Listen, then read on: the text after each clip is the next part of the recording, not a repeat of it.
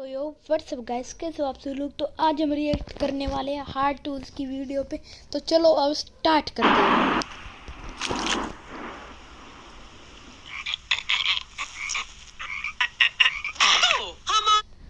भाई साहब, ये क्या हो रहा है? ये स्कूल है कि क्या है? यहाँ बिजली फिजली हड्डी। ये एक ऐसा कैद खाना था जहाँ के नियम कायदे कानून कुछ अलग भाई ये बैग को कंधे पे लाद के क्यों नहीं लाया? होते थे। इस जेल के कैदी डेली अपने घर से बस्ता भाई कम से कम चैन तो लगा लो, कुछ भी। टांग के यहाँ पे आते हैं दिहाड़ी करने। कई माँ बाप उनके बच्चों को खुद इस जेल में फेंक के जाते हैं ताकि उनका कैसे फेंका? बच्चा जिंदगी में एक सक्सेसफुल दिहाड़ बन सके। दरिंदे रोक दे बच्चा। मैं अपनी दिहाड़ी करने वैन से जाता था। हमारी आप सबको तो पता ही होगा।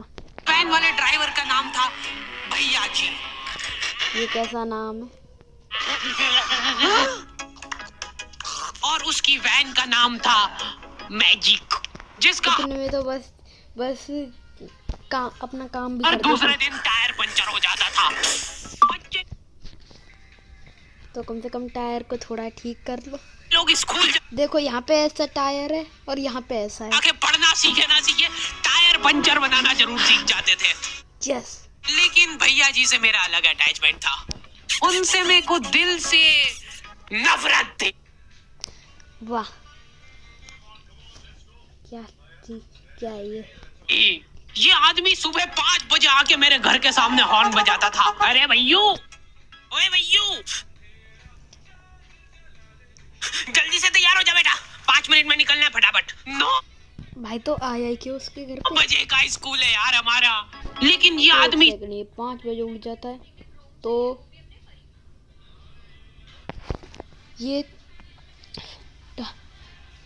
3.5 घंटे घूमता ही रहता है। सुबह सबसे पहले आके मेरे को लेता था। उसके बाद हम तो भाई तेरे मजे अब फुल खुला होके जा। 3-4 घंटे पूरे शहर भ्रमण पे निकलते थे। शहर के पूरे आखिरी कोने से बच्चे ले लेके आता था ये आदमी, जहाँ पे भाई दारू पी रखी। वैन जा भी नहीं सकती, उधर कूदा के ले जा। इस वैन के टायरों में कुछ स्प्रिंग ये सब लगा है क्या? था ये, और फिर टायर पंचर हो जाते थे। शाम पड़े वापस से हमको घर छोड़ के आता था। ये जिंदगी बर्बाद कर दी थी भैया जी ने मेरी। सबसे पहले लेते थे और सबसे आखिर में छोड़ते थे। लेकिन तो रात हो जाती थी। मैं फिर भी उसी वैन में जाता था क्योंकि चमेली भी हमारी वैन में आती थी। और बात यह है कि वो मेरे पास ही बैठती थी। मतलब मजबूरन उसके तो जरूर थोड़ी है कि वो तेरे पास ही बैठी।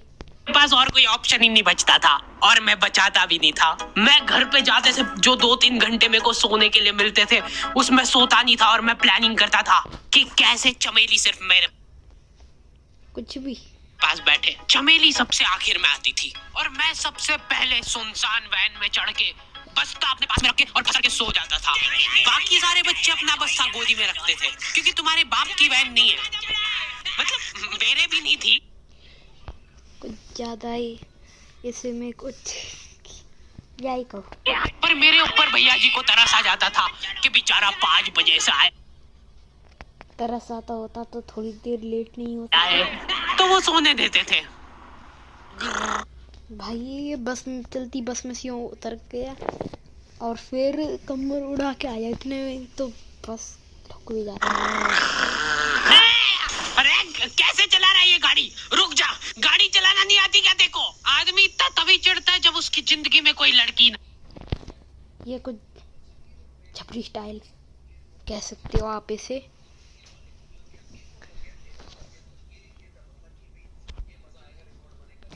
नहीं है ना? नहीं, मैं समझ सकता हूँ लड़की ना होने का दुख दर्द। मैं भी किसी जमाने में लड़कियों की तलाश में गली मोहल्ले भटकता था। फिर एक दिन मेरे पास से वो निकली।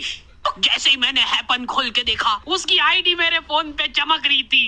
हैपन ये एक रियल लाइफ डेटिंग ऐप है। यहाँ पे तुमको वो लोग मिलेंगे जो तुम्हारे आस पड़ोस से निकले हो कभी न कभी। 100 किलोमीटर दूर रहने वाले लोगों से बात करके फायदा ही क्या जब तुम इस ऐप को बाद में दिखा ही ना पाओ। और अगर तुम्हारी घिनौनी शक्ल देख के यहाँ पे तुमसे कोई प्यार मोहब्बत नहीं भी तो इतना बड़ा है तो स्कूल क्यों जा रहा है? करता फ्रेंडशिप तो कर ही सकते हो फिर भी। So good कुछ भी। and check it out happen. Link is in it.